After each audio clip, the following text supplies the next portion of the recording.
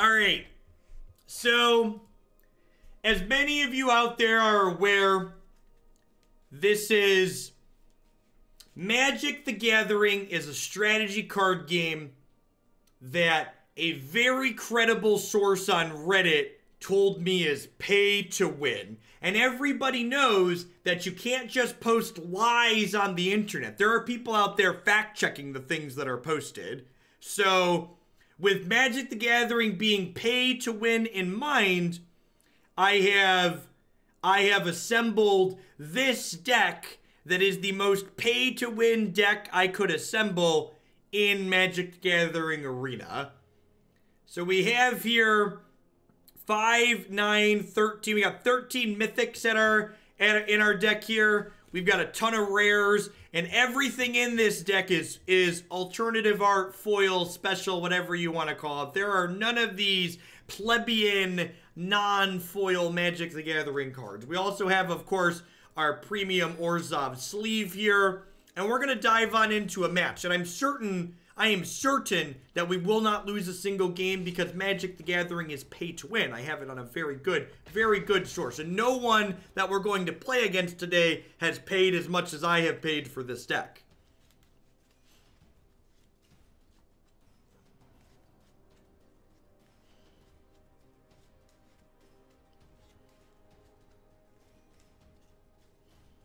What happens when we 5-0?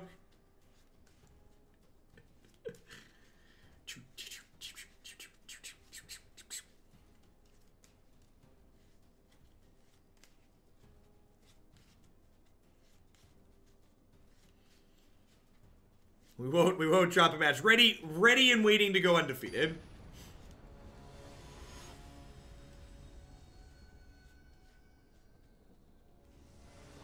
Big Z Wine, thank you for the 19-month resub. I appreciate that. Welcome back. Thanks for keeping me around.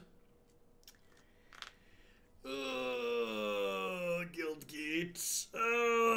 Guildgate. This hand's very reasonable. I'm going to keep it. But obviously we would like a land. We would like a land to put the Sunpetal Grove into play untapped. Our first opponent here can't even afford sleeves. So I assume this will be an easy victory just based on our sleeves alone.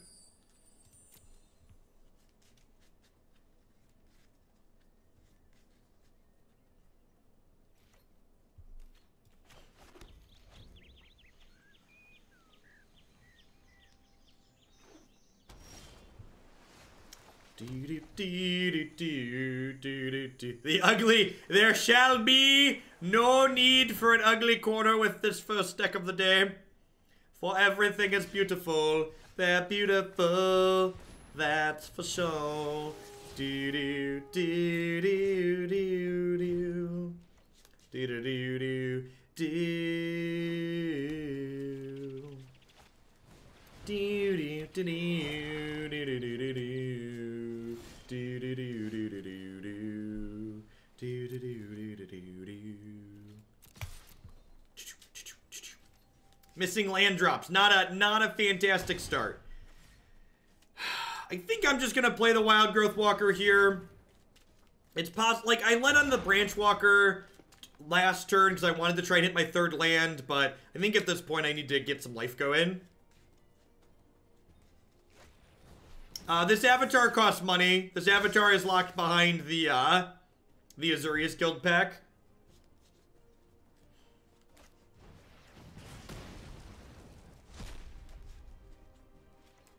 This is completely ridiculous. We spent too much money on our deck to be screwed by the flat shuffler.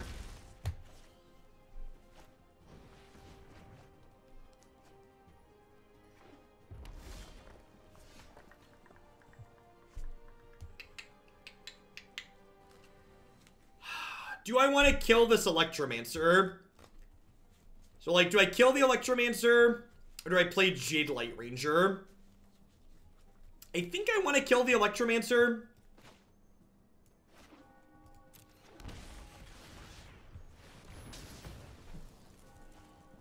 It makes these radical ideas much worse.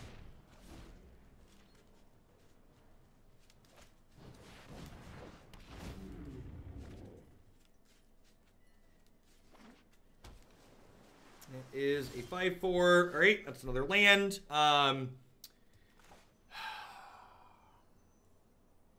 think I want to play Jadelight this turn to give myself the best chance to stick Lyra next turn. Okie doke.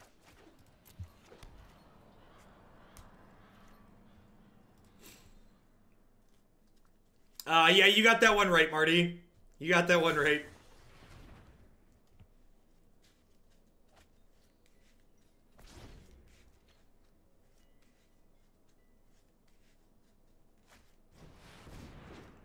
Well, if they don't have Bacon Bolt or Shock plus Lava Coil, we're going to be in an okay spot once this Lyra comes down. So it depends on what their remaining interaction is. A lot of these decks don't play that many copy of Beacon Bolts. Usually it's like I think LSV's list had one Bacon Bolt, one Ral in the main.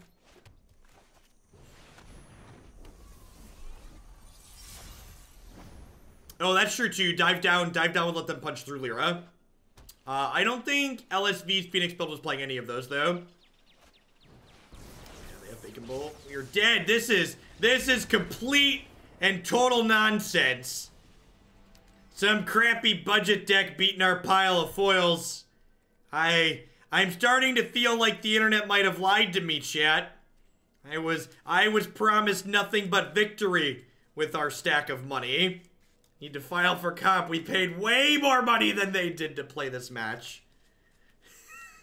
I probably don't mind Kaya. She exiles their Phoenixes. How do you feel about trimming Growth Chamber Guardian? Does that seem unreasonable?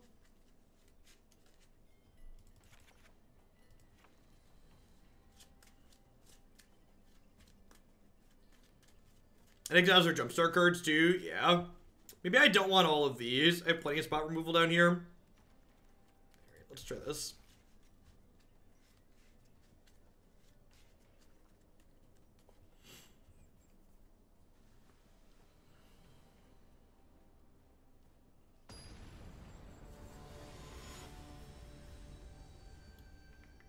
Worth noting, because a lot of people don't know this little line of text, Crackling Drake is not impacted by Kaya is an important thing to keep in mind.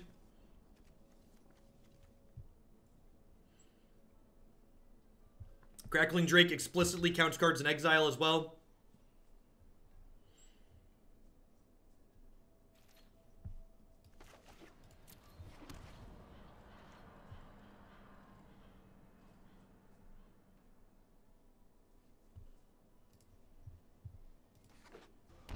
Hey, Torcat, thank you for the 9-month resub. I really appreciate that. Welcome back. Thanks for keeping me employed here. Hope you're having a fantastic Thursday.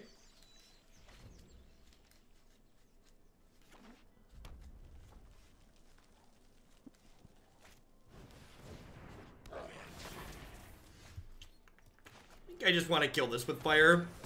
Our curve will be pretty solid here. We get to go Shalai into Lyra. Then a Vivien as a follow-up as well. I wonder if there's merit to playing the Lyra before the Shalai. Yeah, I'm actually going to lead on Wildgrowth Walker here. Because if I get Lyra down before Shalai, Lyra protects Shalai from Lava Coil, which is nice. And my opponent doesn't have anywhere near enough things to Beacon Bolt this.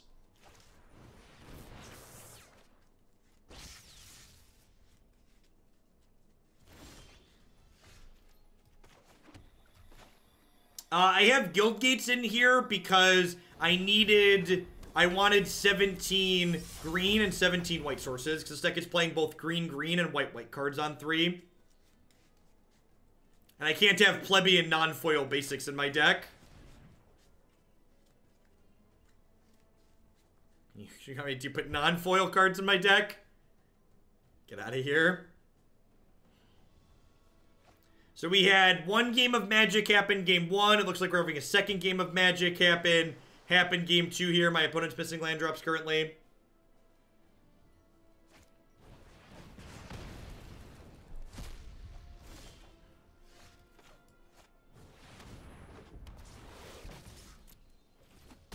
Thunk. Love tap.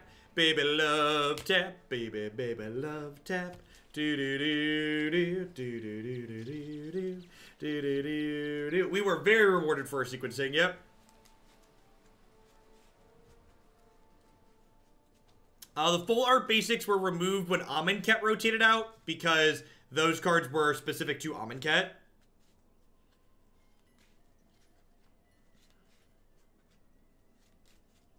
Shalai keeping the squad protected here like she does.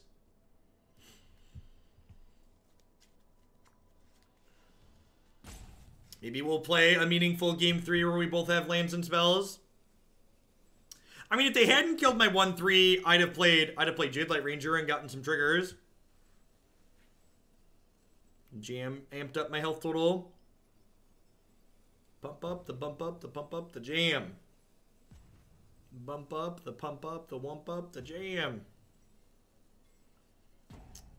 Yeah, this game is pretty done.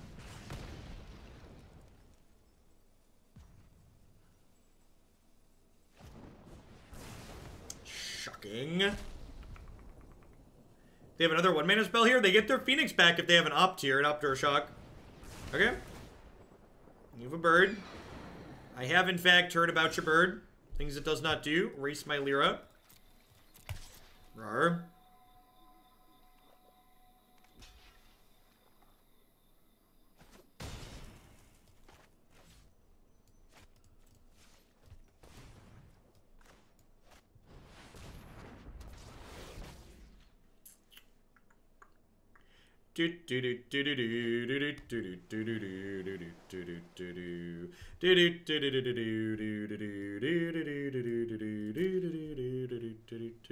I mean, if they have a Bacon Bolt here, we could be in a little bit of trouble.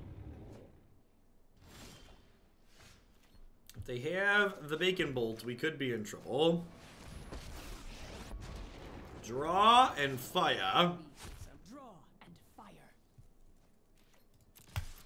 Put you to 3. And now next turn they could double Beacon Bolt my squad. But then I have Vivien.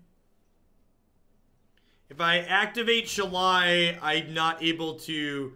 They kill my Crackling, or they kill my Shalai in combat. I can't detect through the Crackling Drake because the Crackling Drake was 6/4.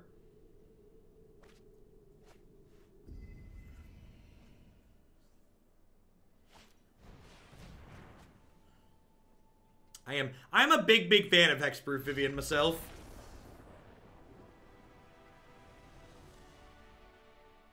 We struggled game 1, they struggled game 2. Yeah, I'm pretty sure this isn't a Duress matchup. I think I'm happy with how I sideboarded. Just gonna go ahead and run it back here. Hexproof Vivien is pretty decent. Does Hexproof stack? Well, I mean, 2 instances of Hexproof don't really do anything, Party Boss. We're basically Bogles, how can we lose?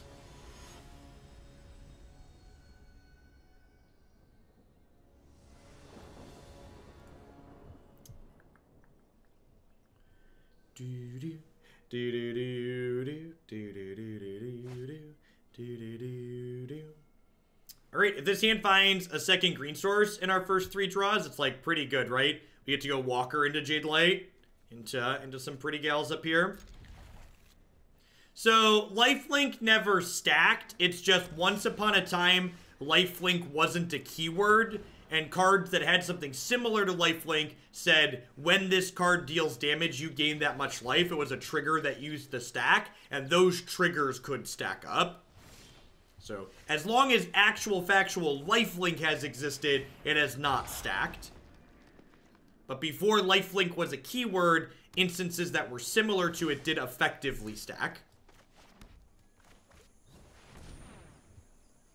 We have a Lightning Strike here. Just radical idea. Wow, this is really good for us.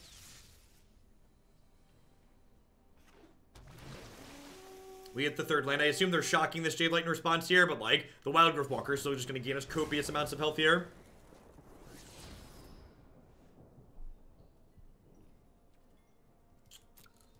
I think I have to ditch that. I just need to hit my 4th land.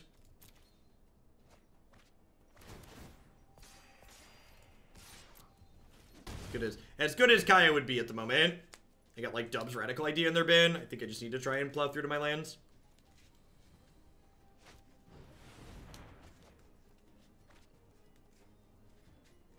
No, lifelink never stacked. Unless I'm severely misremembering something. Fairly confident lifelink never stacked.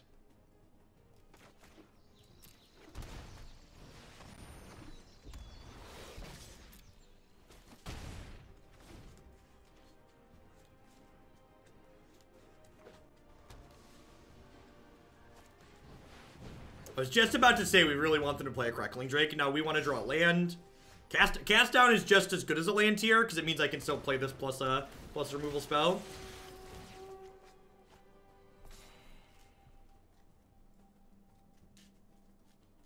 What made me choose Angels? I just looked for which cards had the most foils that were also just like playable Magic cards.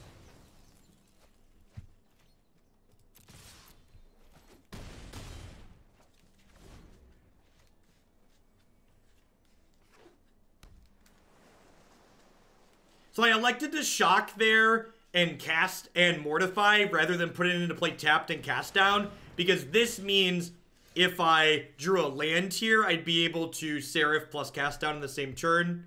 Unfortunately, I don't have an explore creature here. Also worth noting, this cast down is super embarrassing at the moment since they have my Shalai now.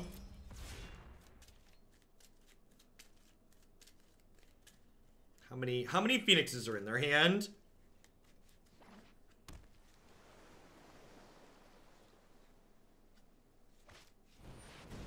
So I can't cast this down because it's got hexproof from Shalai.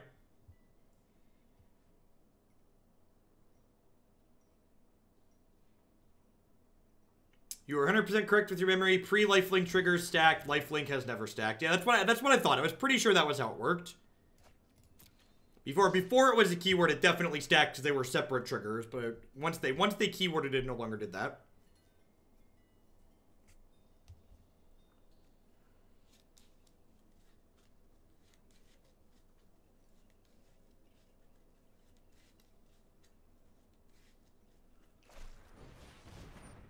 All right. Okay, this saves them, or lets them survive for a turn, I should say. Because it puts the Phoenix back into play. Oh, it doesn't put the Phoenix into play. Oh, they really only cast... Oh, they cast the Crackling Drake. Got it. You know, that first game really had me worried. I thought for a second there that Reddit might have lied to me and maybe Magic wasn't pay to win. But we came back in 3. We're able to make sure that their sleeveless deck that lacked foils other than this Phoenix was unable to beat our completely foil deck. Whew. Whew. It's good. I was worried there for a second. They even tried to steal our pretty.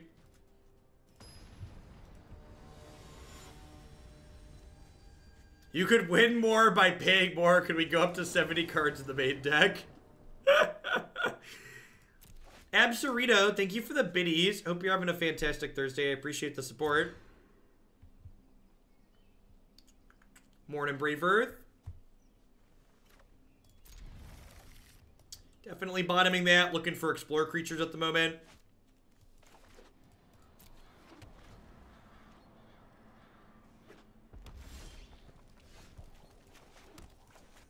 Our red aggro matchup is probably pretty good.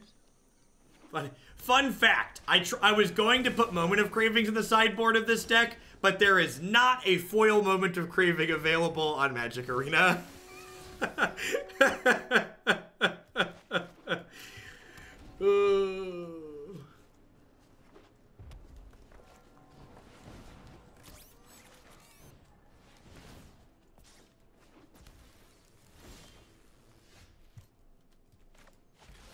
I want to just kill Steamkin here ASAP.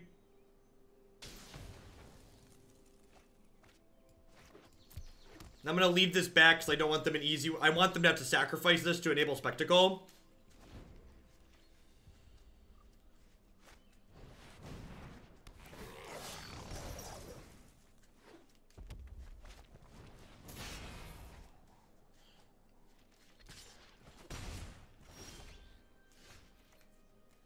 They exiled Lightning Strike. I think I want to play Lyra here. I don't want to play originally I wanted to play Shalai before I played Lyra, but with Lightning Strike in exile, that means they could Lightning Strike plus this to kill this, and like now they did kill the Lyra with 2 things, but now they lose that, which seems good for me. So now I can play Shalai, which gives us hexproof. No blocks here because this could deal the last point of damage. Let's foil your beard. Not sure what that means. Why are you hitting yourself? Why are you hitting yourself? Stop hitting yourself, Teferi. Stop hitting yourself, Teferi.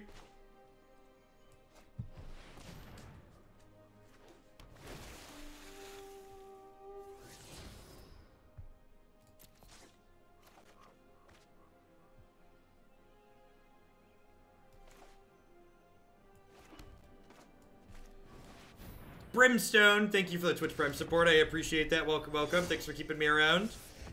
Alright, activating Resplendent Angel should lock this up next turn, and they guaranteed can't kill it because I have a Shalai in play.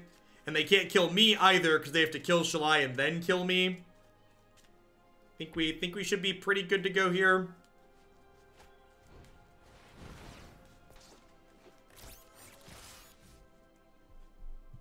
Well, this attack is bad. They should only attack with these 2 here, right? Because otherwise this eats this for free because this can't hit this because of Shalai. Yeah, we're gonna turn the corner hard and fast here. So Jadelight's gonna trade here. We'll take 3 down to 8, and next turn we'll gain 5 and make an angel.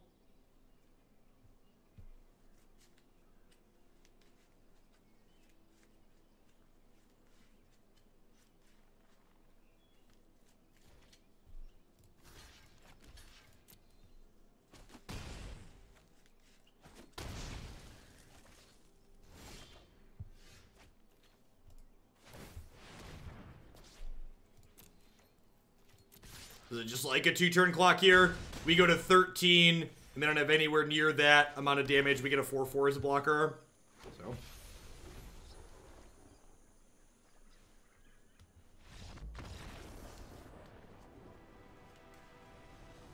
Yeah, these full art cards are the arena versions of foils. Exactly correct.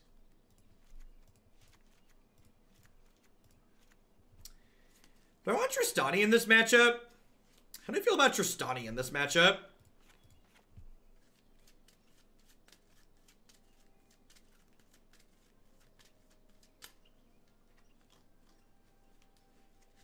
I feel like if I want to bring Tristani in, I have to trim some of my other top end. Do I cut Seraph for the scales? It's like I'm at 64 cards right now. Do I trim Growth Chamber Guardian? Is this not good enough here? Like, I already need to cut 4 things.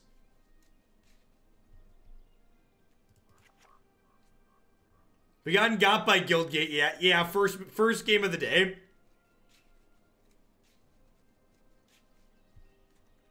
What if I split these 2 and 2? Yeah, she does catch up from behind really well. I think I'm going to split these. This doesn't seem unreasonable. I think I like this. I have Tristani's in the sideboard more so for the Hostage Taker Thief of Sanity matchup, but I think she's worth bringing in here.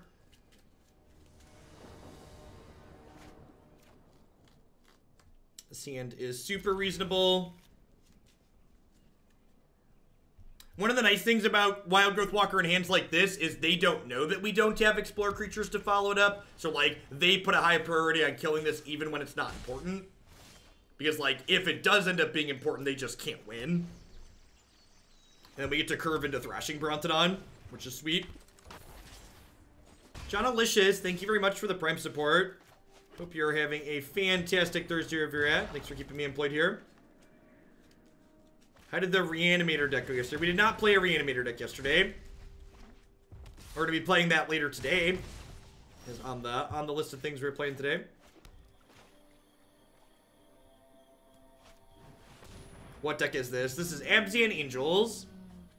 So you can always find the current deck list on the stream via the Stream Decker widget. You can also find it by typing !deck in chat. So lots of good ways to grab the information. When did I start playing Magic? I started playing Magic during the end of Apocalypse / Big Odyssey, like early 2001.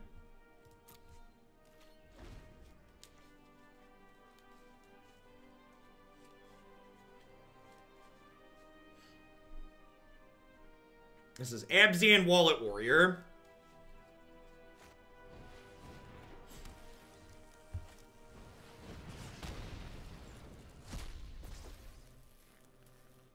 If they want to trade D2 plus these for this, I'd be super fine with that.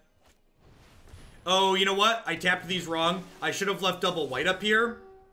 Not punished. Okay, I should have left double white up there, because if I drew a non-white land, I'd like to be able to cast the Resplendent Angel this turn.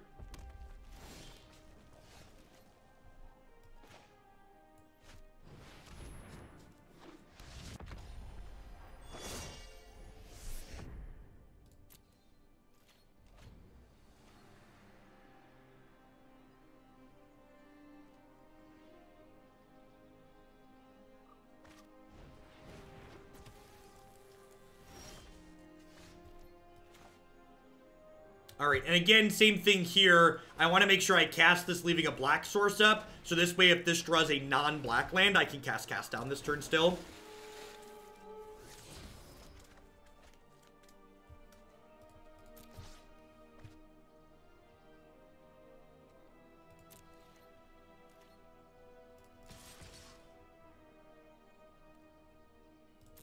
I'm going to start attacking.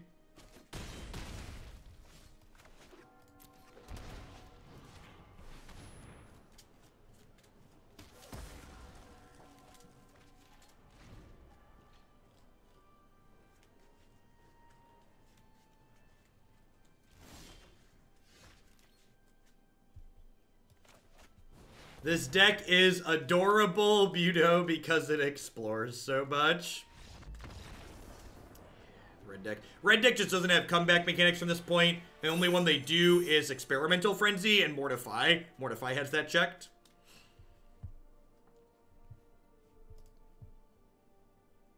The Drastani is why they lost. The Drastani was like the final nail in the coffin, right? The last one to peg them to the wall, basically.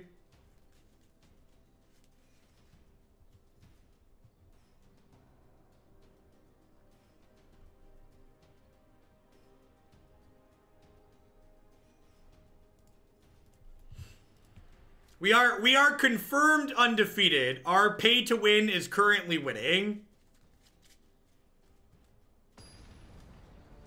At what point do we stop playing and declare the deck unbeatable and we shelve it just because it would be unfair to continue playing it?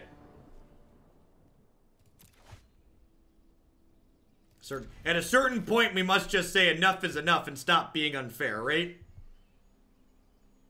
Probably until we play Esper Control. That's true. This deck's probably not great against Esper.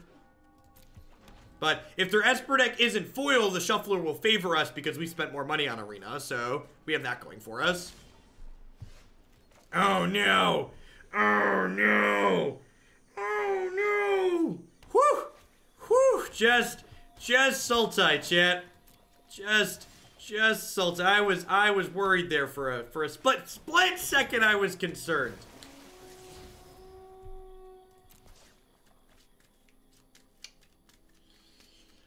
Oh, Vivien's really good against Sultai. I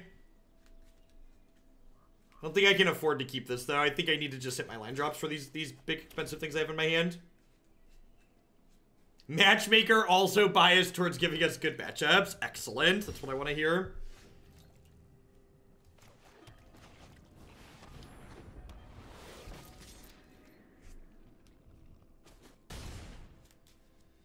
I wonder if I'm supposed to play Seraph there because it's better against Vivien. Very possible.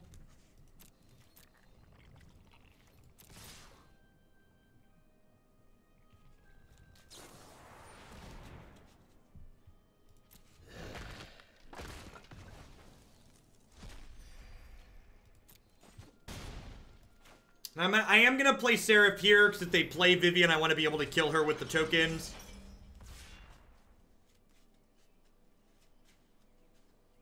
I'm being conservative. I could have cast down their elf earlier, but I want to be conservative with this, because this does kill Hostage Taker, which is an annoying card for us.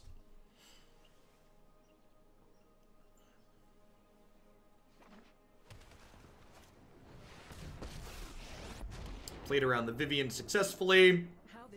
And now if they plus Vivien here, I'll cast down their elf and then smack Vivien for 4.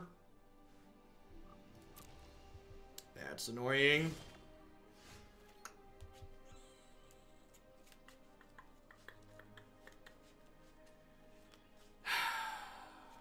So I know a Hostage Taker's coming. I think that means I'm supposed to smack Vivien, play Shalai.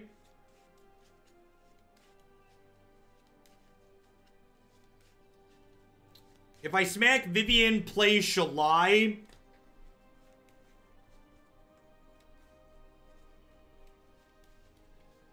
then I get got by...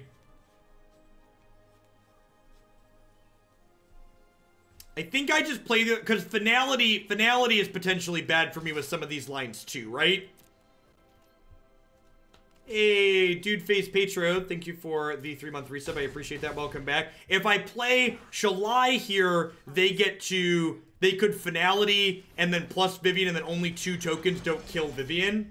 So I think it's important that I play the other Seraph here, so that way, if they Finality, I can kill Vivien with the four flying tokens.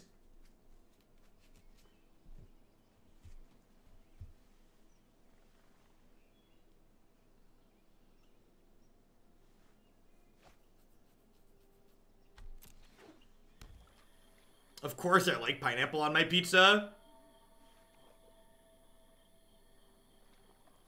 It's delicious.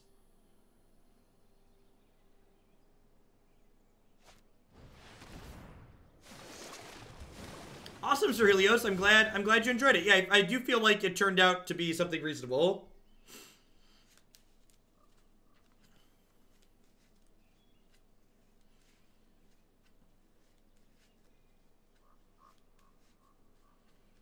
Now, do I burn the cast down?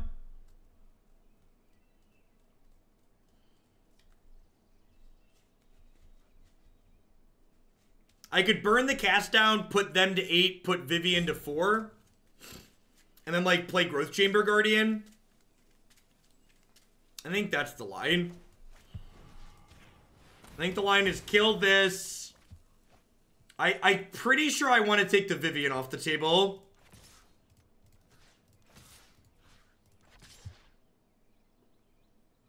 So, like, if I don't kill the Vivien, they can shoot my Seraph and then Finality. Every defeat is a new beginning. This way, they're still dead through Hostage Taker. And if they Finality, I hit them to 4 and then play an Angel as a follow-up.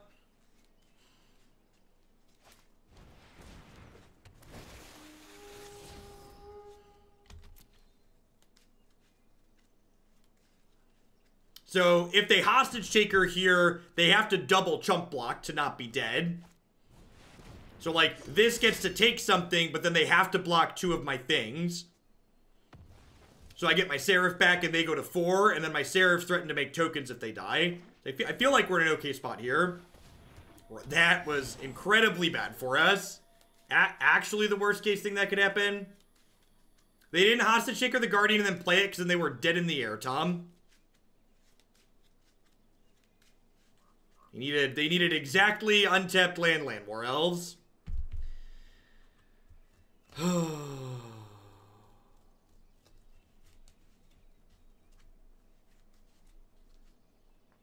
Alright, I think the line here is... I think the line is hit them with this, play this. And then next turn... Next turn, if I hit an untapped land for Lyra, I have 2 lethal attackers in the air.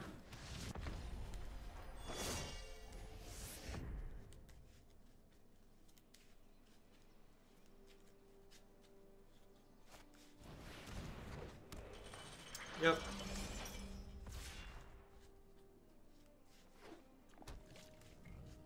Because in order to force the chump block on the elf, I'd have to activate my Growth Chamber Guardian, which means I then can't commit another threat to the table, which is bad.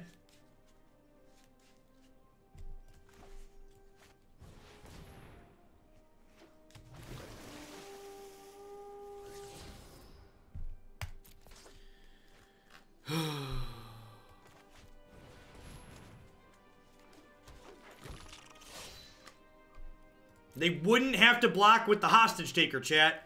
They had Merfolk Branchwalker Land War Elves to block with.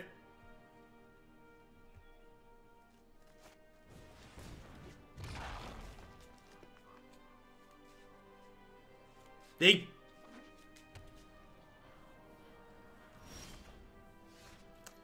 Alright, what are we doing? Do I play around a removal spell here? Yeah, and then I lose it to trading with their 3-2, chat. Then I lose it to trading with their 3-2. I don't think I can play around a removal spell here. I think I just do this in attack.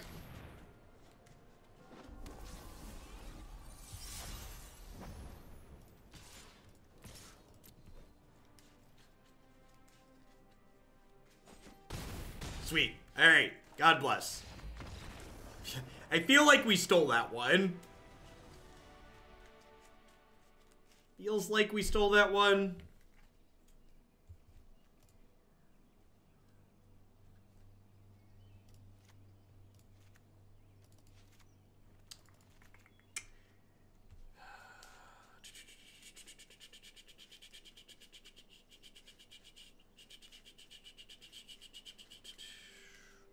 Alright, so I think Lyra is supposed to come out in this matchup. She's pretty bad against their point removal. I don't think I want all of this spot removal down here at the bottom. I can also see trimming some Wildgrowth Walkers. Something like this doesn't seem terrible. This is still plenty of creatures for Vivien Reid, right? Yeah, 26. This seems somewhat reasonable. I disagree. I feel like we paid for that win fair and square. That's true. That's true. Were there any cards you wanted to run but couldn't because they were ugly? I think I wanted some Moment of Cravings in the sideboard, but I'm also not 100% on that. Spyglass I probably wouldn't mind a copy of. Yeah, no ugly corner here is great for sure. It's an A+ improvement over all of yesterday's matches, not having to deal with that. What's the main target for Spyglass? Teferi against Esper. It also names Search for Azcanta in some matchups. So this hand would like a shock land, so the mana can come into play untapped, but the spells are real good, so we're definitely keeping. I don't think we have enough black sources to consistently cast Contempt. We only have 14 black sources in the mana base, because this deck's trying to cast green, and white spells consistently, and also foil Contempts aren't available at the moment. So you get foil Contempts as a ladder prize for the end of this season, but nobody has foil Contempts currently.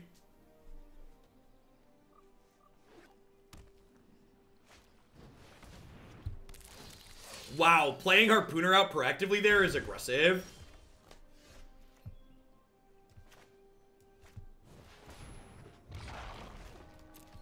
Plat 4. Gold and plat are the two thresholds for getting promos next season.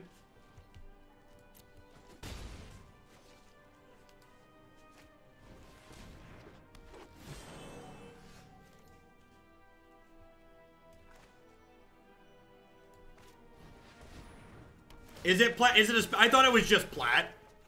If it's plat, if there's an actual thing you have to get to within plat, I don't know. Go look it up. Somewhere in plat, somewhere in gold. I don't recall the specifics. To the Google machine. It might be plat 2.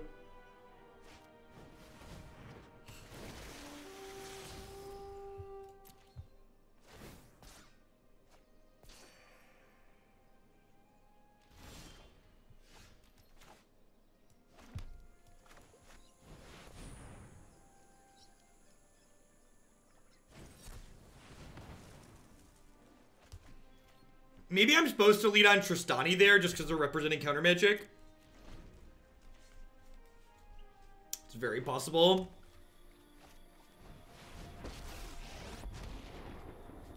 Been around since before Arena, and now look at us slamming all foils on Arena. Thanks for the entertainment. Thanks for the 6 months, Shiny. Hey, appreciate that. Welcome back. Thanks for keeping me around. Selesnya Guildgate. Oh, no. Look at that. Linking a source. Thanks for linking a source, Iceman. Being a responsible member of chat. So I kind of want to play Jadelight and dig for a 6th untapped land so I can Jadelight plus Mortify this turn. I think is my plan.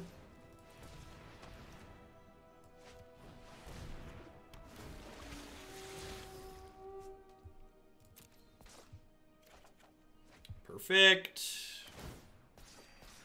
Much as I would like to draw another Jadelight next turn. All right, I think I'm going to ship both of these into their Vivien here.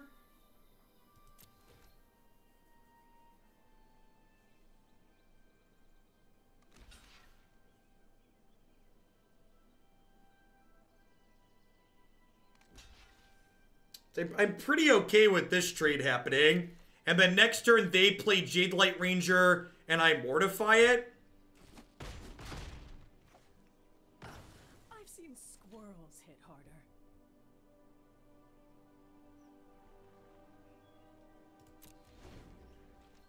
There might be merit to playing around a negate here, but we didn't show them that many non-creatures, so I'd be kind of surprised if they brought that in. I don't want to Mortify the double block to blow them out, because I want to take this Wildgrowth Walker off the table, so I don't have a good way to attack through it. And if I take this off the table, I can pressure their Vivien Reid better. I think killing this is the better long-term play.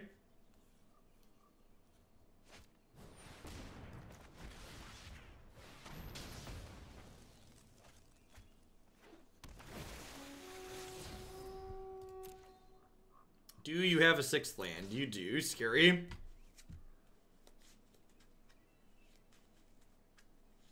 I'm kind of surprised they didn't Crisis for 4 here if they had the 6th land.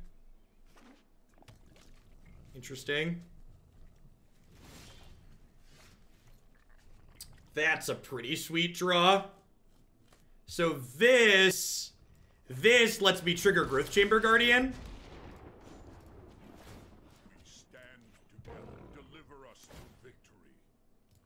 Because Growth Chamber Guardian doesn't care how it gets counters. And now all of these attack here, so they either lose their Vivien or trade off both their creatures.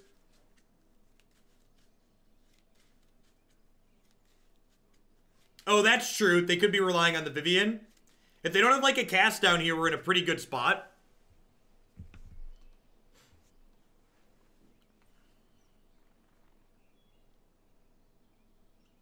I feel like I'm in an okay position regardless of what they do here.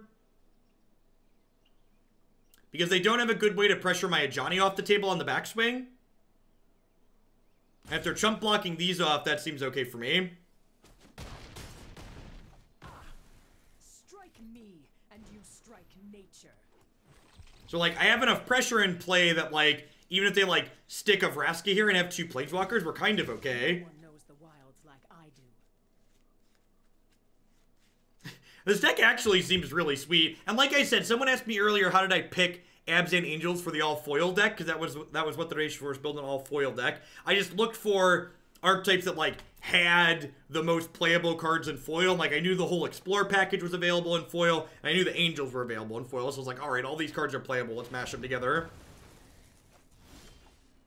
That was pretty good. All right. So this is going to get back this. And now, I haven't played a land yet this turn. So do I just play Tristani so I can be super wide here to pressure the Vivien next turn? I think that's the plan. As much as I would like to get my own Vivien going, I think I just want to go wide to pressure their Planeswalkers.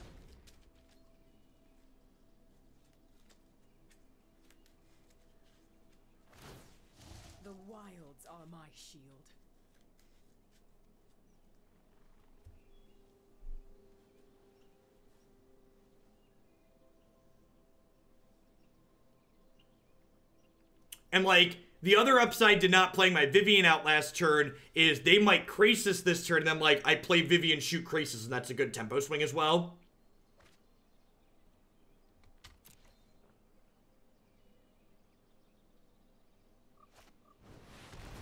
Yeah, sweet.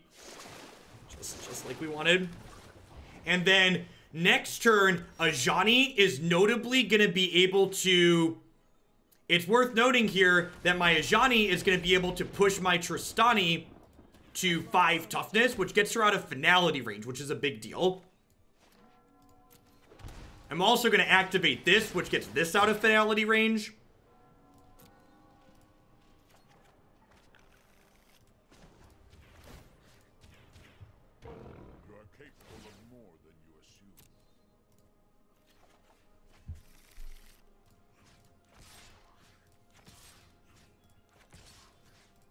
I have 2 Planeswalkers and a bunch of power to their nothing.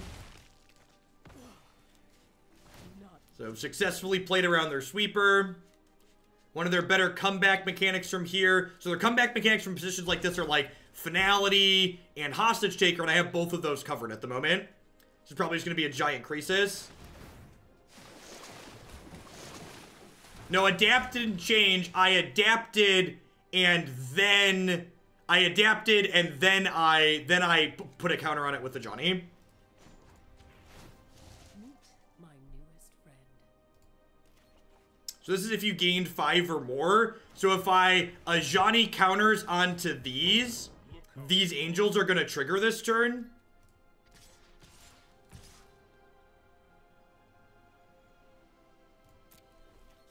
So now I get to put Dub's Resplendent Angels into play and make 2 5/5s.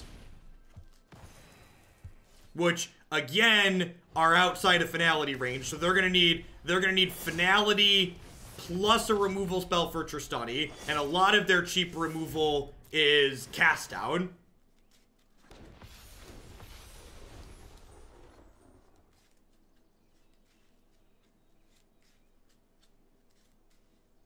So they need a way to kill this plus cast finality.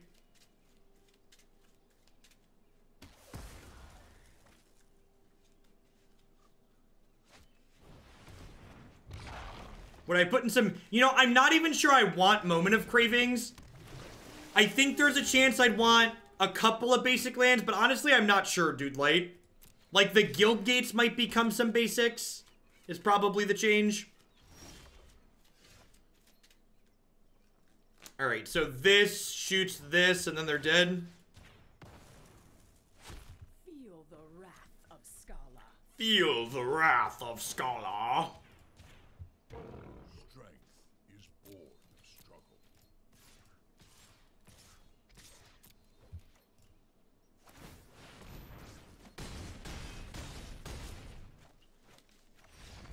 Pretty good. Up to Diamond 2. Let's do it. How we doing, folks? Welcome. Good morning, good afternoon, good night to everybody wherever you're at in the world. Thanks for dropping in here today. Hope everyone's having a fantastic Thursday. If you're a new viewer, my name's Jeff Hoagland. I stream full-time here on Twitch. I'm here playing Magic 30, 40, 50 hours a week. If you are someone who enjoys standard best of 3 constructed with sideboards, this is definitely the channel for you. We play a ton of different decks here. You can see a bunch of different things listed in my stream title. Those are all the decks we plan to play today. I change decks every 60 to 90 minutes or so we get a good amount of variety through things. As always, I'd like to give a shout out to my wonderful subs, such as Def Not Nivik Sisters Prime there for the 9th month in a row. I wouldn't be here day in and out without their support, so thanks to all of them for keeping me employed. We are in fact collecting empirical evidence that Arena is pay to win. Nifty, thank you for the 6-month resub. I appreciate the half a year. Welcome back. Thanks for keeping me around. Sasan needs another green source, but we're on the draw and we've got a Branchwalker, so let's do it. And like I said, I'm not sure if these should be basics or not, but like if this was a basic Plains, for instance, this hand's not keepable. So the reason this is keepable here is because it's a green-white source. So the way the mana base is constructed in here to try and support Jadelight and Resplendent Archangel requires very specific constraints, right? I need 17 of each. So this mana base is 17 green, 17 white, 14 black, which is about the numbers you want. So if I wanted to try and fit basics into this mana base, I would probably need to include more lands, just so I can keep the numbers the same.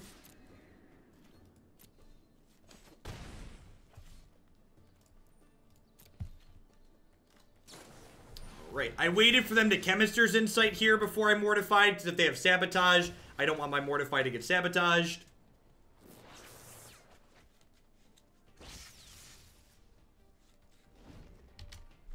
If I had to venture a guess, I would expect this matchup to be hard for us.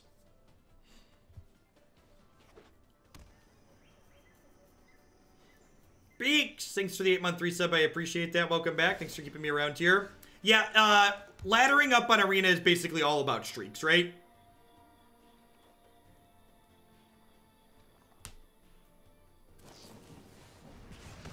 All about streaking.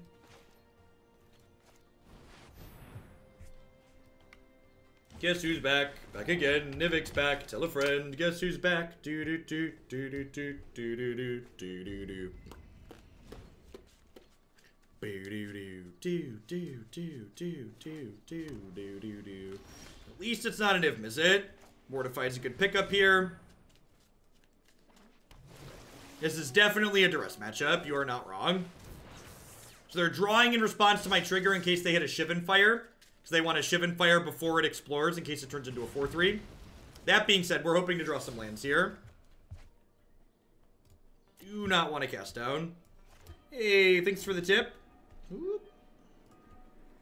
Gotta check my dashboard here real quick. Wanted to thank you. I played Abzan Hero deck at the SCG Philly Classic and took 30 seconds, started 4-0. Awesome sound. I'm glad you enjoyed it and did well with it. Alright, so they shocked in that land, which I think implies an explosion for 3 here. So I'm going to lead on Lyra as a threat that doesn't die to explosion for 3. It could also be Sabotage plus Chemister's Insight, though. So 6 in one hand, half dozen in the other. A lot of these Temur decks are not Nexus deck. They're just Expansion, Explosion, Wilderness, Reclamation decks. Some of them do play Nexus. There's some variety in it.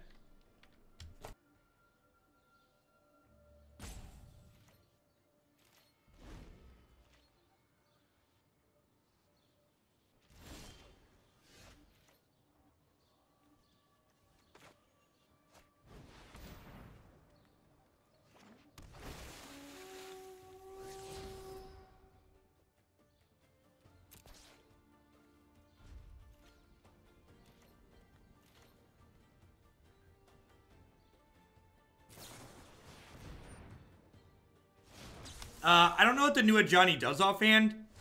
I don't really take a very serious look at the spoilers until we have a good chunk of them.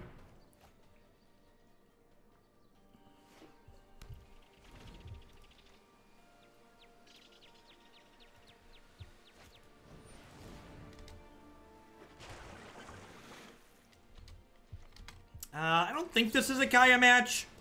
I don't really like Kaya just to fight Search for Azcanta.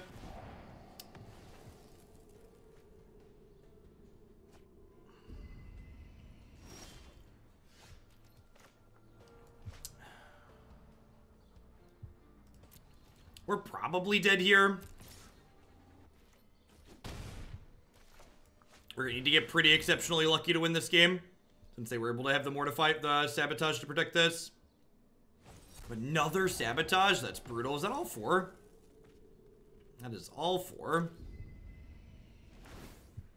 Because this is gonna transform this turn, which is just gonna like find them a Wilderness Reclamation, which is gonna let them double activate every turn. Things just quickly slide downhill from there.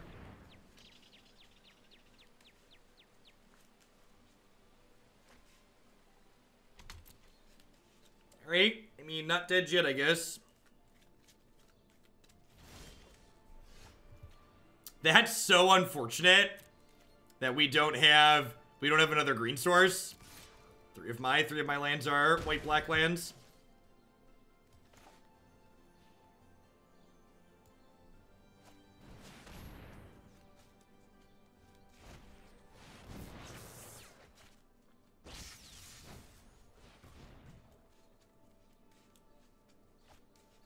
And, like, there's only 28 cards in their deck at this point, so, like, the odds of them not finding their stuff is, like, pretty absurdly small here.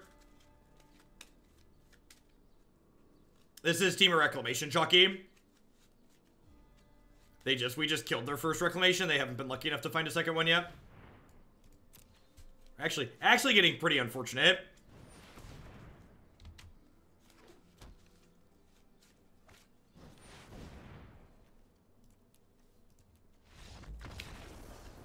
Our start was unfortunately too slow to capitalize on them getting unlucky, though.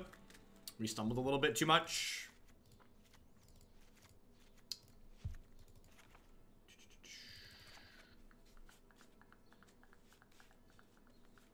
What do I want to trim?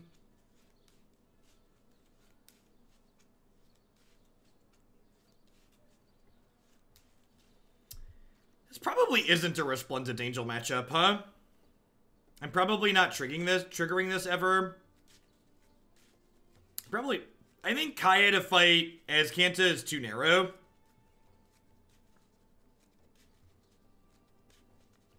I guess she kind of makes their Chemister Insights annoyed too, though. I've got one slot here. It's either an Ajani for extra pressure or a Kaya. Yeah, one Kaya's probably fine. She does eventually kill them too, which is really nice.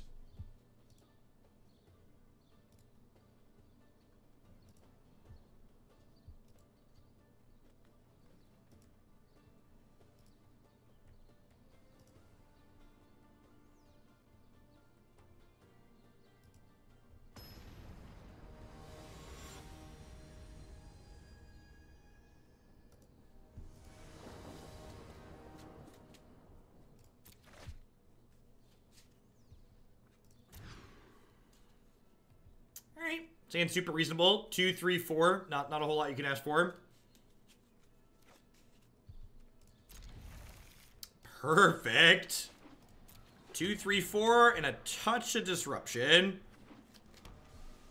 Everything I want in life.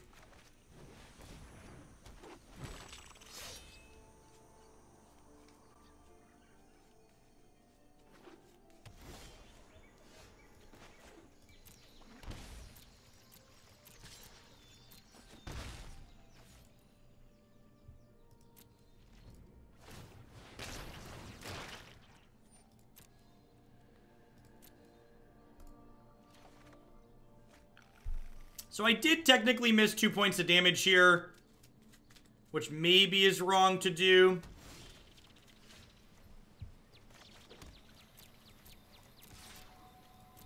Feels like they have Sabotage here, right?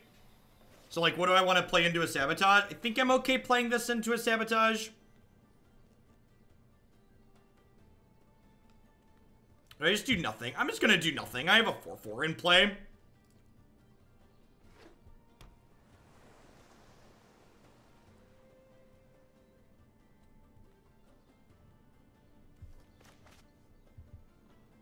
Cast Reclamation for me, please.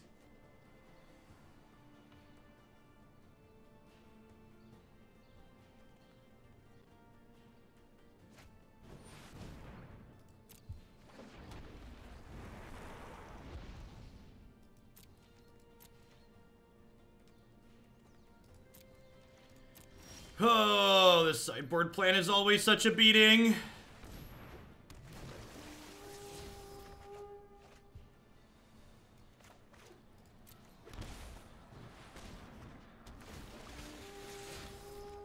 Drew, I really hate questions like that, just as a heads up. But my response is always the same. If you want to know if I'll play something, put it through the form on the website. I'll take a look at it and give it consideration. I really just can't know.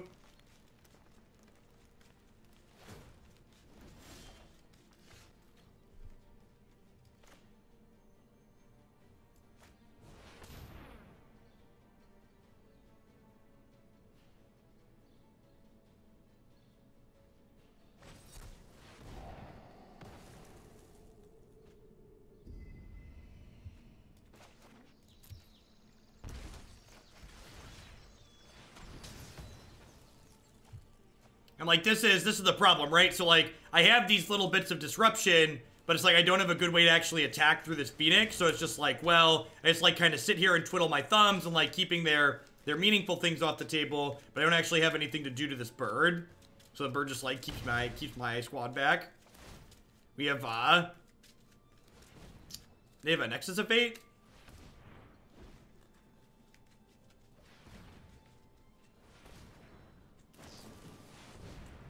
We have Fiery Cannonade plus the Shivan Fire.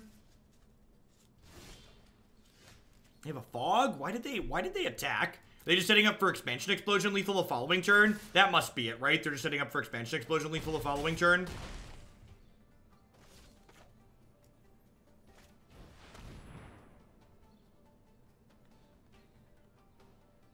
They're gonna have, if they play a land, they'll have 7, that's 14. So yeah, they can 10 me next turn without hitting me in combat.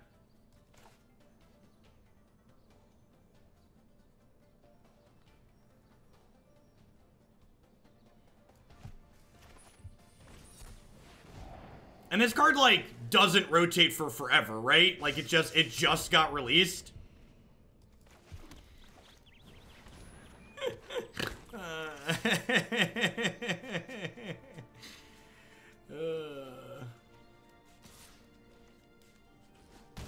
Yeah, I agree, Derelic. This game was a great example of why a lot of the sweet Planeswalker decks that are going to exist next season are just going to be rancid dog poop as long as this card is in the format.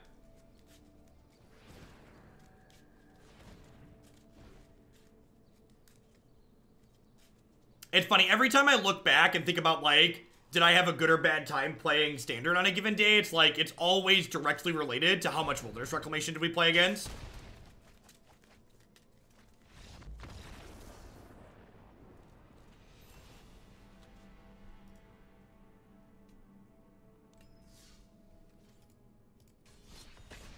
The new Teferi Thrashes Reclamation. Alright, but I mean, like, blue cards were already good against that.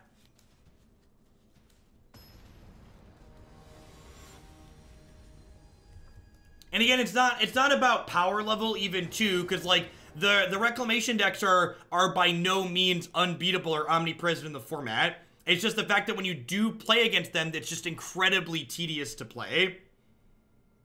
Girl aggro plus Teferi sounds legit. Yep.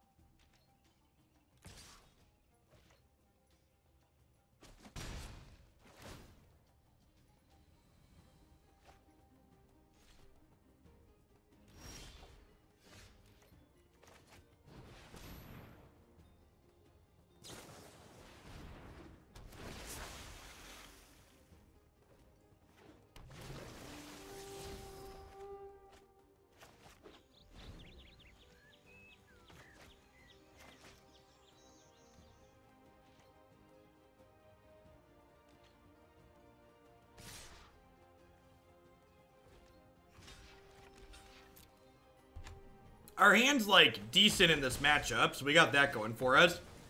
If we can hit land drops and get, like, Angel, Seraph, Lyra going, like, we're in a good spot. Depends on how many lands we're gonna hit here.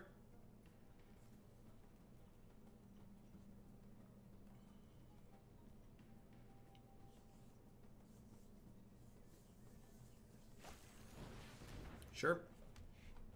They must be missing. They must not have another island, right?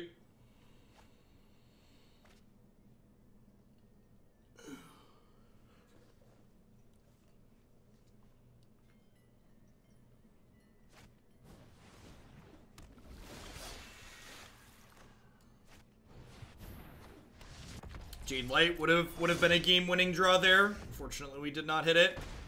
Really unfortunate that they have these Mistcloak Heralds as their threat. A lot of people were cutting these for a little while. But, are there any instant speed discard specs? There's a couple of older discard effects that, like, your opponent chooses what they discard, but in general, no. There's no targeted discard effects that are instant speed. We really needed to hit an Explorer creature on this draw, or just lands. If we'd have been able to curve out lands, we'd have been okay, but I think at this point we're super buried.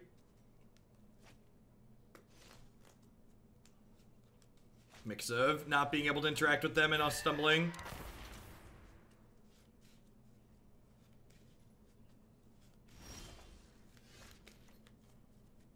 Well, I suppose if they tap out and we hit a land next turn that doesn't... We hit a non-shock land next turn that's untapped, we can play this Lyra and win the game. But likely just dead.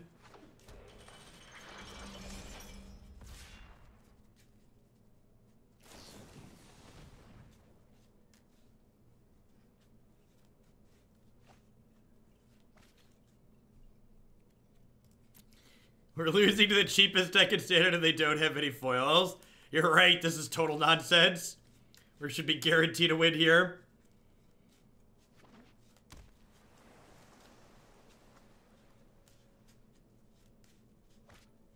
It's like gonna play Obsessions 3-4 and kill us. That'd be brutal. Alright, now on the off chance they don't have a counterspell and we draw a buddy land, we can play Lyra, gain 9, and then win the game. They also need to not have a Trickster. So basically, all of the moons have to align, and we have to be in complete lunar balance, and maybe we have a shot. Maybe we have a shot.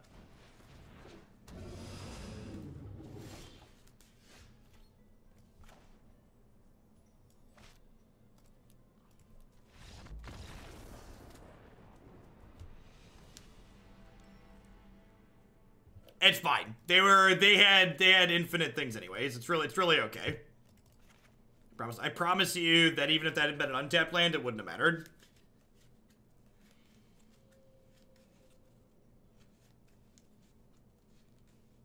You can't shock yourself when you're at 1. You can't pay life you don't have.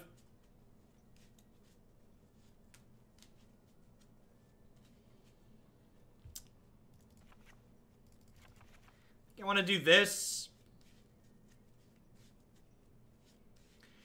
I've liked Growth Chamber Guardian in this matchup in other decks, but I don't think I like it in this one. I don't think the rest of our shell is quite aggressive enough to leverage this. I think I like the rest of these cards. Shalai is kind of expensive, doesn't really block profitably. Like, this is a 4-mana angel, but like this at least trades with Tempest Shin, which is nice. Vivien, like, shoots flying creatures, but she's pretty slow. If she gets, like, dove down or spell pierce, she's just, like, incredibly sad.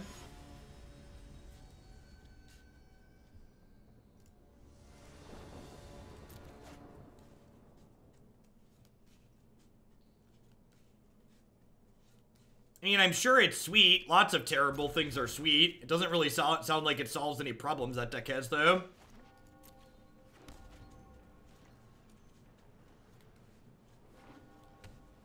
No, Singer, you cannot pay a resource that you do not have. So if you do not have life, you cannot pay it.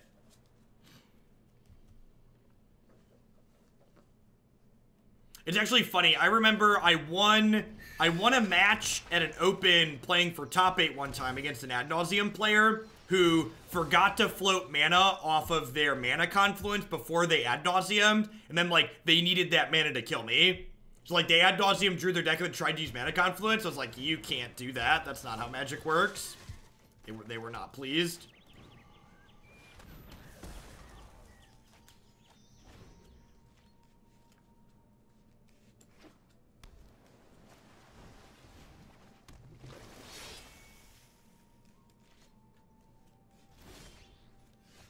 That is, in fact, why you should play City of Brass. You are not wrong.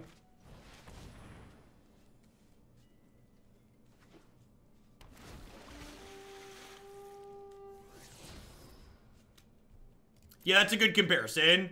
Can I sacrifice this thing that I don't actually have? No, you don't have it, so you can't pay the sacrifice cost.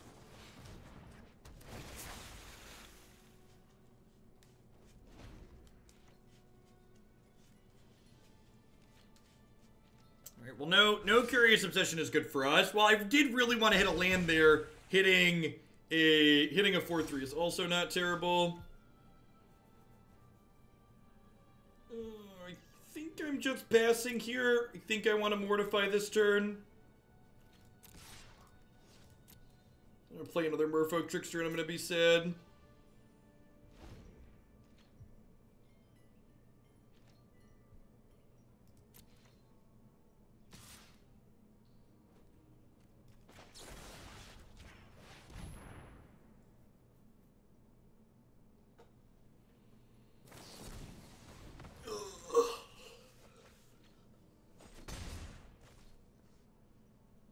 No, not if you don't have the life to pay for it, Marty.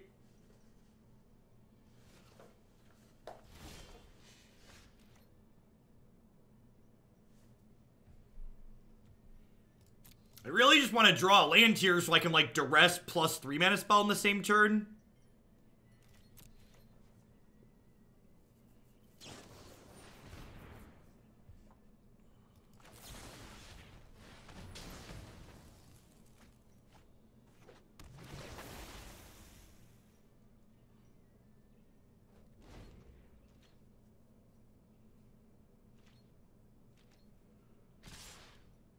Burning through my Mortifies meets Temptation scarier, which kind of sucks. Good golly.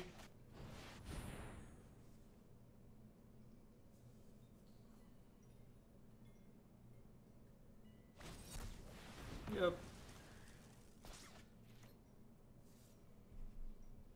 I don't think I'm in a position to trade 4 for 2 here, so just gonna pass with no attacks.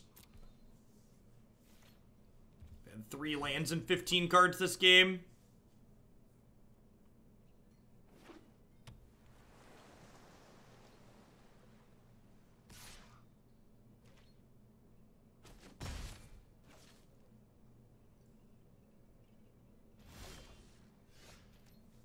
Alright, so this at least lets us generate a double spell turn, which is nice. Been playing Esper Angels with Negate Strokes along with Deputy and Teferi. It feels like it's got good play against Esper control. Reclamation decks. I'm wondering if you feel what you feel benefit from the Abzan version you're playing over blue counterplay that I have with Esper. Well, I was required to build a deck that had all foil cards in it, so this is my deck that has all foil cards in it. Is why I'm playing this. Is an answer to your question. The Explore package is all foil.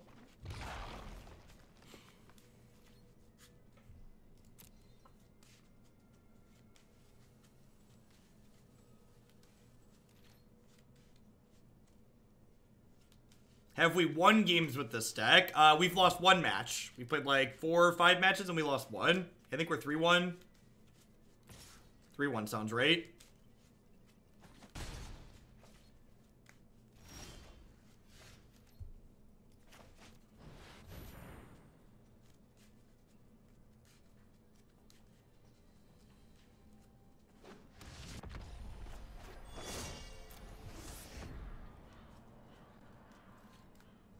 So you can Kaya their unblockable creature? Nah.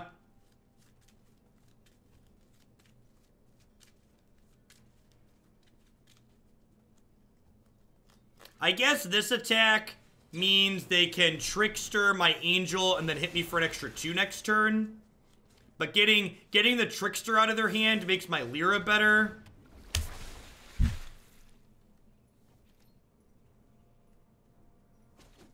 I hate Magic sometimes. Oh, Magic.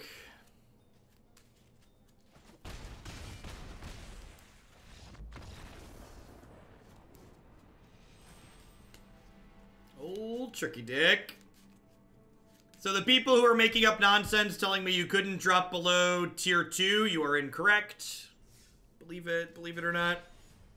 It does not look to be the case, which does not surprise me. We did lose to commons and uncommons. It's not supposed to be possible! Turns out even all foil decks need lands to play Magic. Weird.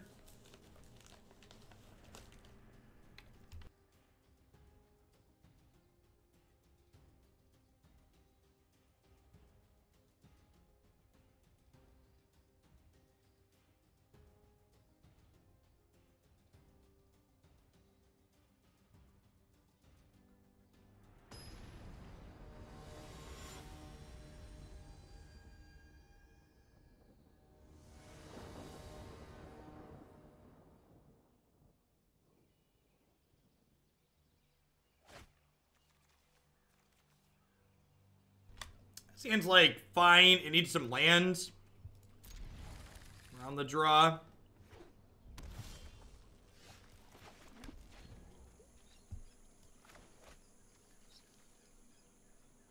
Looking for Explorer creature at this point.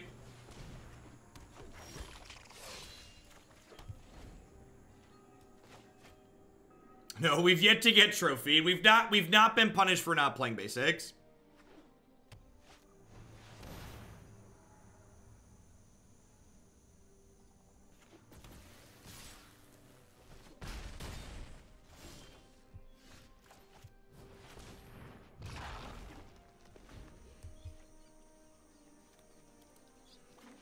There is no ugly corner.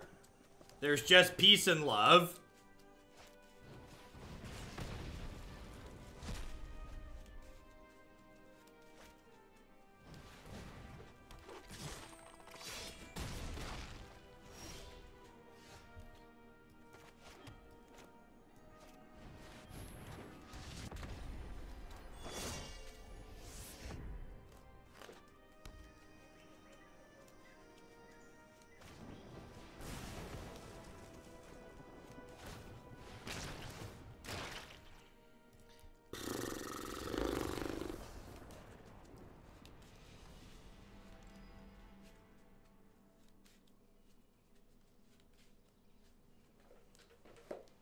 Is it normal that I can't get out of gold? Do you want the honest answer, or do you want me to sugarcoat it? You let me know and I'll work with what you want to hear.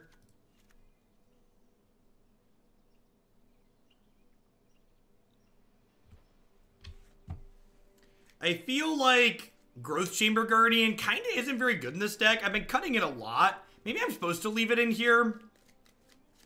Actually, Kaya's probably not great here.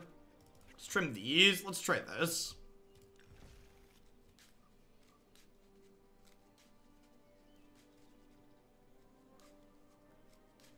Think it's scummy to wait and call a judge for forgotten pack trigger until they tap too low to pay for it. I don't know the rules on that. Because they changed the rules so you don't just lose to your pack trigger anymore, right? Well, I mean, like, the honest answer is, like, the system's not stacked against you to, like, keep you in a certain rank, right? Like, there are plenty of people that are, like, into Mythic every season. Like, while Magic has an incredible amount of variance to it, like, you're also, like, gonna get swings in both directions. So, like, if you are playing good Magic and playing good decks, you are going to progress eventually. Like, bad runs happen. Like, you see us go entire sessions without, like, reasonable variance on this stream. But, like, it doesn't happen to you every day.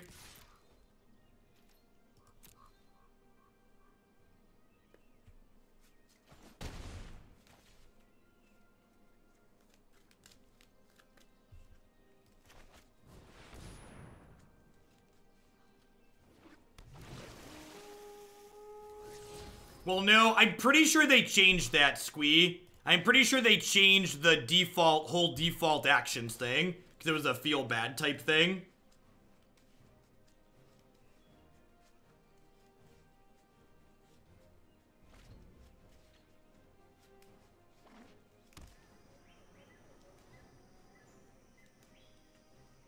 Default choices. It was never a default trigger, it's default choices.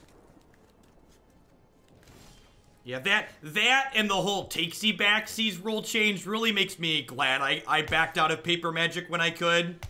That whole aspect of paper magic really sucks. Between that and having to deal with cheaters, I much prefer playing Magic digitally.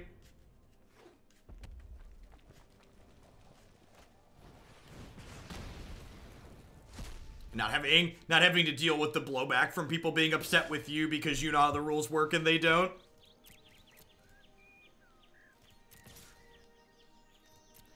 I'm not really sure what they kept. Their hand must just be like 3 or 4 more removal spells, huh? Like, I assume this is dead.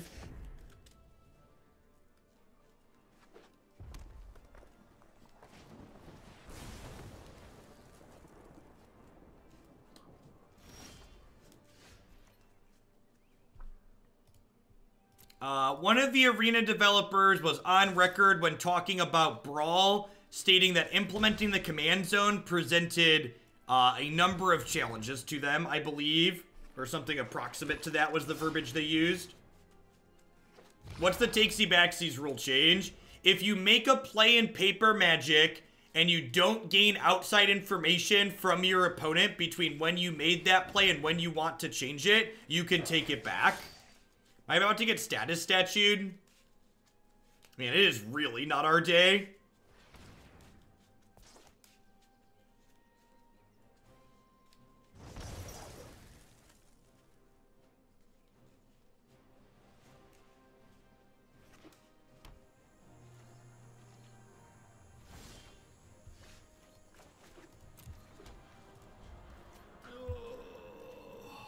Well, that explains what was in their hand. They're waiting to blow us out. That's fine. It's about time to change decks anyways. If they keep flooding out, we might have a chance here. The problem is, like, and this is the problem with, like, the Explore package and looking aggressively, right? So, like, earlier, I discarded double Seraph of the Scales trying to find a land. So it's like, now, there's a bunch of lands in my deck, and I binned a bunch of my payoffs. By that, I mean, please stay right there, Lyra. I love you. Don't go anywhere.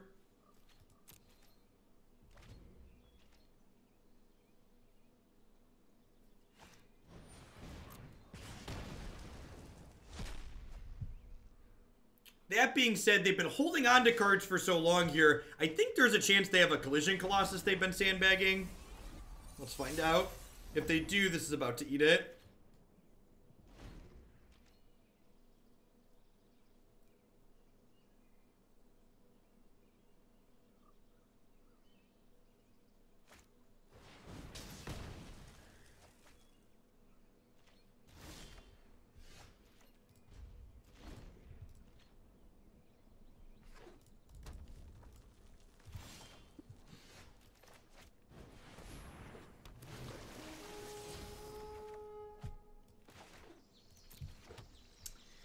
They at least haven't drawn a Phoenix. Like, Phoenix would soak up 2 of our removal spells, which would be bad for us.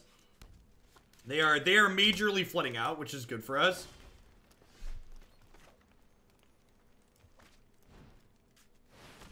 This is a fantastic draw, assuming they don't have Chain Whirler plus Status Statue.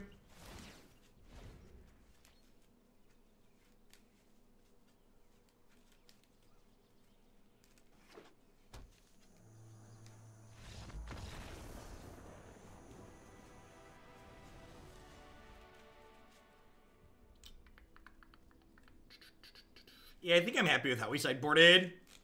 Phoenix is, like, annoying and kind of tough, but I don't think Kaya's worth bringing in just for that.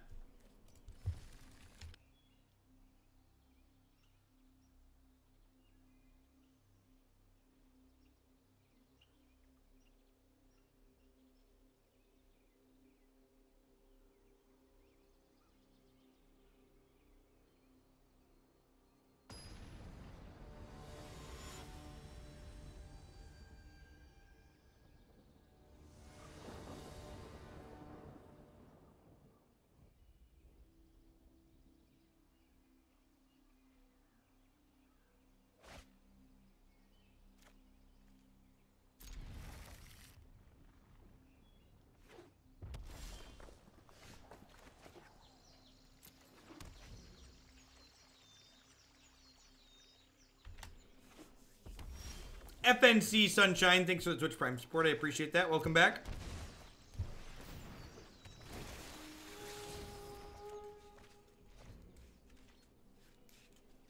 Hearthstone is for plebs.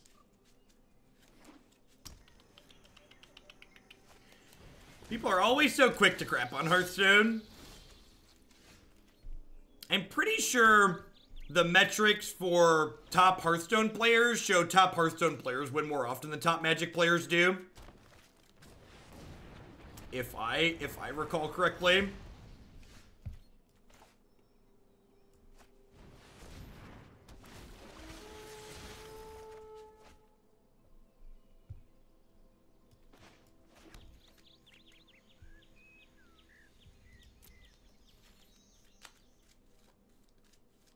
I wonder if I was supposed to play a black source there, even though I had the Guildgate coming into play tapped, just because I could double removal spell next turn if I did that.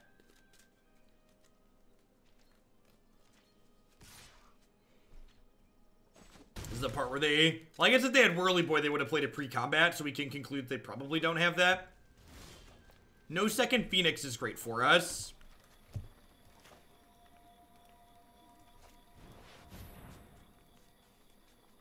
Hearthstone's also good at teaching who's the beatdown. It's a pretty famous Magic concept, like recognizing when you're the aggressor and when you're playing defense.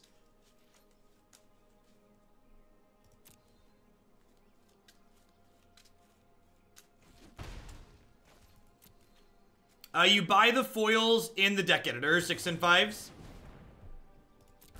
If you go into your deck editor, you'll be able to click the foil button and then be able to purchase them through.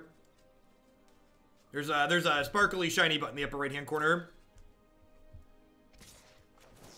Alright, we just got a 2-for-1 this.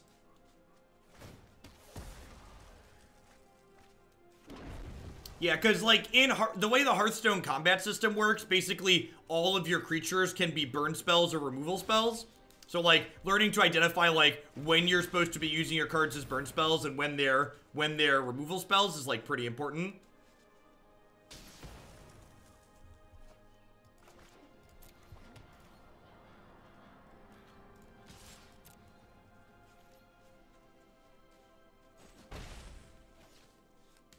Is their hand just, like, all removal again? Like, I assume this Seraph of skills is, like, just gonna eat a lava coil when we cast it. It's like the only explanation for what they're sitting on.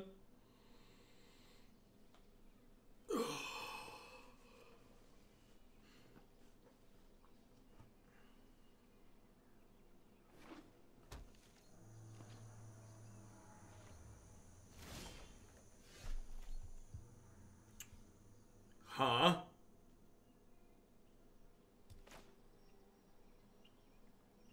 I'm actually gonna lead on that.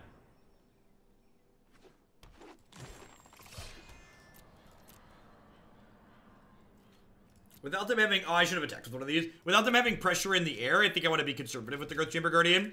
So I'm actually not going to activate the Growth Chamber Guardian at their end of the turn. Instead, I'm going to come back to my turn, and then I'm going to activate it so that way if they go to Shock or Lightning Strike it, I can activate it again in response.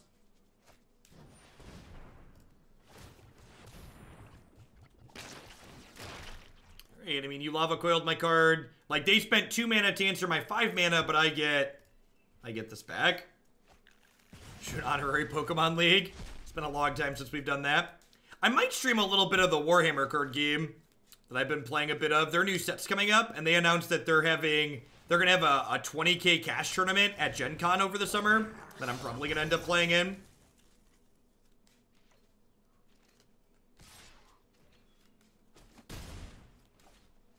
I actually don't think that's true, Singer. I think if you look at the number of micro decisions you make in the average game of Hearthstone, it's more than the number of micro decisions you make in the average game of Magic. I definitely don't agree with the idea that Hearthstone has less decisions than the average game of Magic. Because, like what I mentioned earlier, right? Like, every creature or minion in Hearthstone is also a removal spell.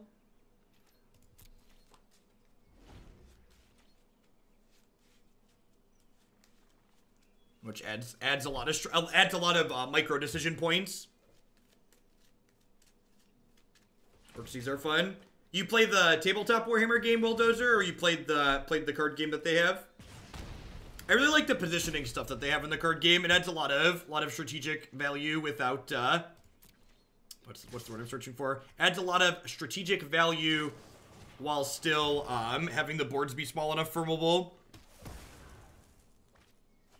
So that's 2 lava coils they've played, right?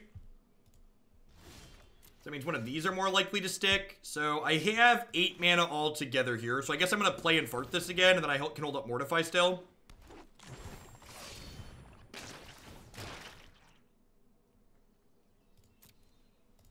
Alright, there's my last friend. Do I want to just play this out? I think I want to just play this out. Hey, Gil Bob, thanks for the 3 months. I appreciate that. Welcome back. In MTG, once you've decided you're on the defensive, you stop attacking. In Hearthstone, deciding to go on the defensive means figuring out which of your opponent's minions to attack and in which order. Yeah, I agree with that.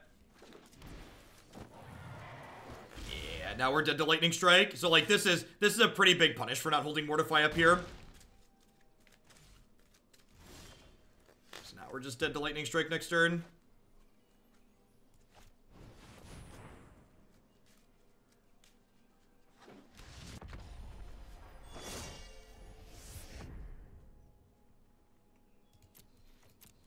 Nice, Dozer.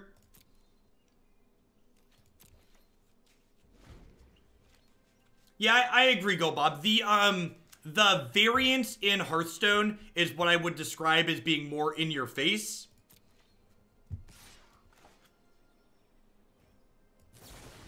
So, like, because Hearthstone doesn't have resource variance, they have to put that game variety in other places. Yeah. Yeah, I could have maybe won that. If I'd have not played the second Growth Chamber Guardian out and held up the Mortify for the dragon, that might have been better.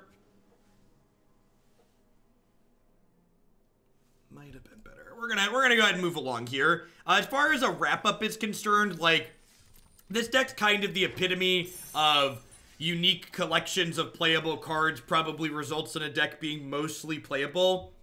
I think my only comment on things I would do differently if I wasn't restricting myself to all foils is I might try and find finality in here. There's also a chance that, like, we don't want these guild gates and we want a couple of basic lands, but also I do want 17 green and 17 white, so it's tough to fit in those counts. I'd probably have to go up a land. So, yeah. And honestly, Mr. Maple Syrup, and it could just be that, like, I'm conditioned to, like, expect the variance in the places that it comes in Magic, but Artifact felt like Hearthstone 2 in that, like, the variance felt kind of forced, whereas, like, in Magic, like, it's just the variance from Magic and the resource system comes from this variance is necessary to give a neat deck building aspect, whereas, like, Artifact and Hearthstone's like, we have to have variance in this game, otherwise the games are too samey and they become boring.